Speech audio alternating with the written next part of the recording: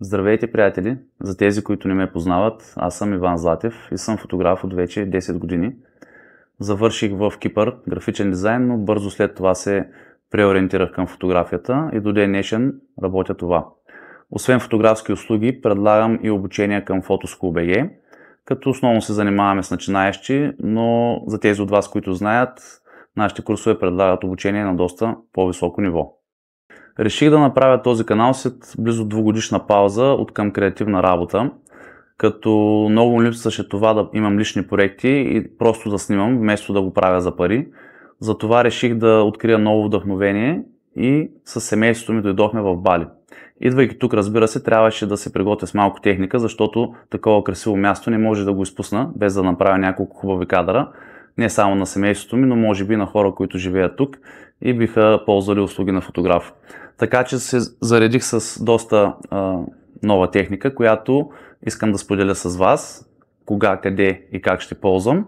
Като в това видео в момента ще видите анбоксинг на нещата, които съм взел, а в по-късни видеа ще направя по-детайлни ревюта на самите продукти, които се надявам да ви харесат. И като цяло мисля този канал да правя точно такива неща. Ревюта, анбоксинги, да давам полезни съвети към всякакъв вид фотография и фотографски умения и способи. И общо взето да се забавляваме, разбира се, защото това е най-важното нещо. И за себе си разбрах, че ако не правиш нещо с удоволствие, особено в фотографията, то нищо няма да се получи или ще бъде за кратко. Така че ако ви хареса, пуснете един лайк, последвайте и ме следете в следващите видеа. Нека да започнем именно с обектива, който дълго време се канех да се взема. Само да вметна, че цяло денонощие след като пристигна, дори не бях отворил кашона, само и само този анбоксинг да изглежда още по-завършен.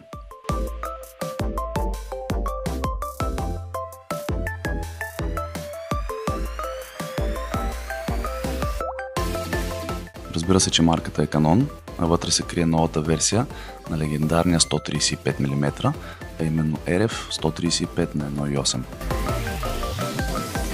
Доста време исках да подобря портретната си фотография и мисля, че това е точният обектив, с който ще успея да го направя. Първото, което виждаме, като отворим кутията, разбира се, е емблематичният пауч, който идва с всички обективи от по-високата серия L на Canon.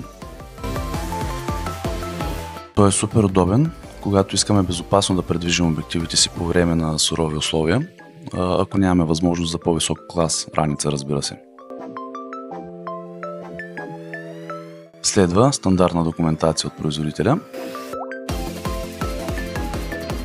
Ето и сенника, който винаги препоръчвам да се използва докато снимаме, тъй като предотвратява доста щети, които можем да нанесем, макар и неволно. Стигаме до съществената част, самият Canon RF 135L на 1.8. Още веднага, щом го хвана, мога да усетя добрата му изработка. Изобщо не е лек, но не е и твърде тежък. Определено има солиден билд, което е присъщо за по-високата серия обективи на Canon.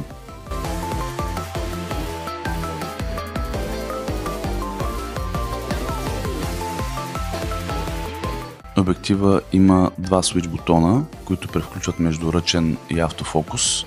Другият е за избор на стабилизация или не. Освен тях има още два къстъм бутона, които можем да програмираме от апарата. И двата извършват една функция, като единият е предвиден, когато снимаме хоризонталните си кадри, а другият за вертикалните. Мога да обобщя, че това е един от уникалните портретни обективи, които доста може да подобрят качеството и възможностите на нашата работа.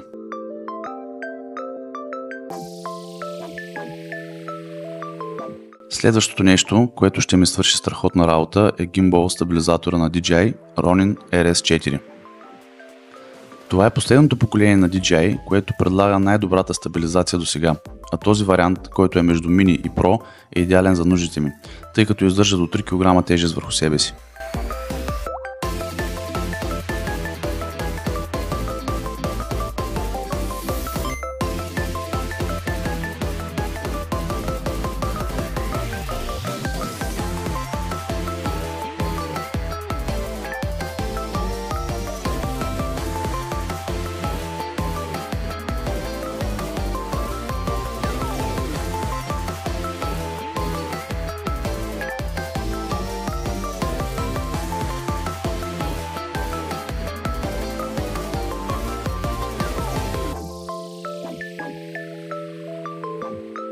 Комплекта включва кабели за зареждане и свързване на апарата с стабилизатора, плочка за апарата ни и плочка за самия гимбал, основният батериен грип,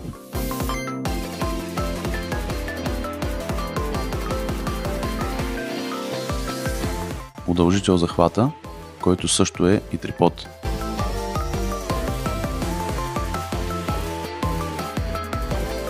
И разбира се, самия гимбал.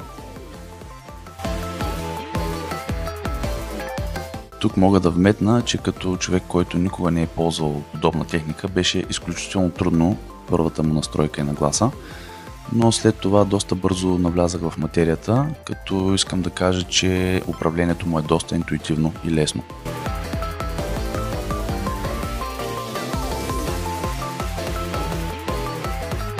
Продължаваме с DJI Mic Mini.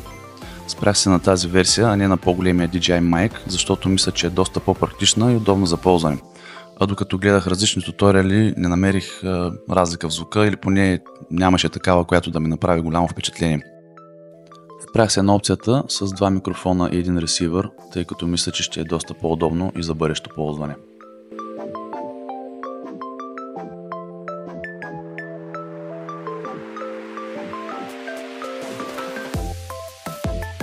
Абсолютно всичко е събрано в един пауч, което наистина е доста практично.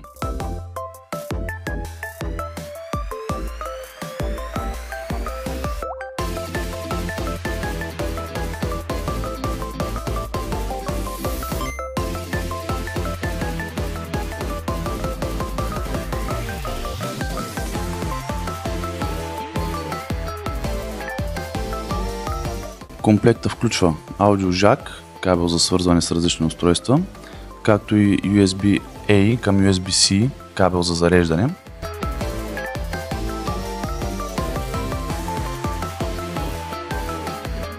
Два комплекта шумоизолиращи ветробрани.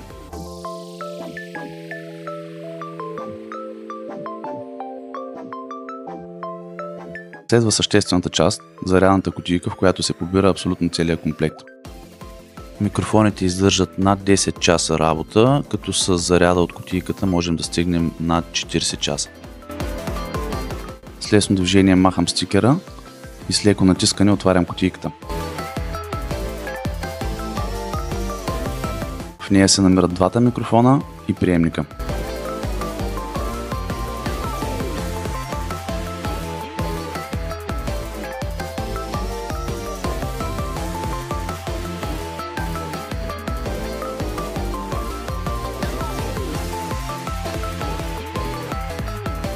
Следващото нещо, което между другото изненадващо дълго време отлага да се взема, е именно дрон.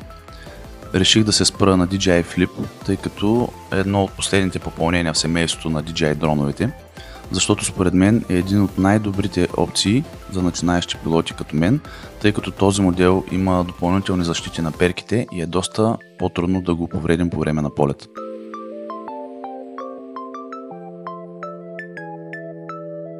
Този комплект включва дистанционното DJI RC-N3, което е без собствен дисплей и ще се наложи да ползвам своя смартфон.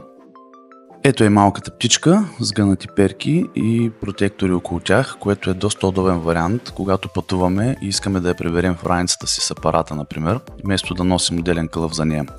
Всичко, което е нужно за активацията на дрона, е да разпънем самите перки и той автоматично се включва. Дронът тежи под 250 грама, което го освобождава от повечето рестрикции за летене, като летателното му време, което дават, е около 30 минути, но то варира спрямо метеорологичните условия, в които го ползваме. Виждаме книжка с описание, допълнителен кабел за дистанционното, който е предвиден за предното поколение на iPhone, а именно Lightning. Този, който е по дефолт в дистанционното, е двойно USB-C. Имаме и допълнителен комплект перки. Дистанционното издържа до 3 часа и половина, като пълния му заряд отнема 2 часа. За него, както и за дрона, препоръчвам Fast Charge около 65 W. И с този контролер можем да превключваме между трите опции за скорост на полет – Cinema, Normal и Sport. Както и в предходните модели на дистанционното, удължителите към джойстиците са прибрани отдолу и трябва да ги поставим ръчно.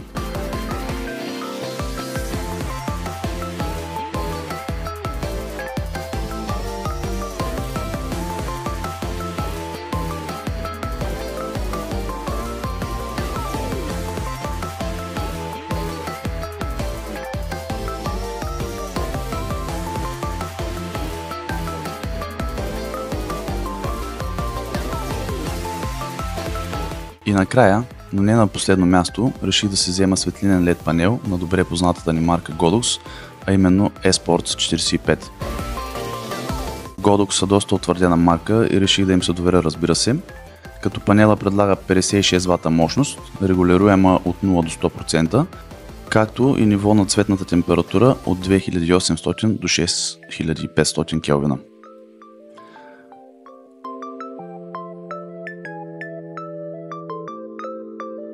Комплекта включва самият LED панел, зарядно адаптер, както и поставка за бюро. Има контролер на гърба, който може да се свали и да се ползва дистанционно.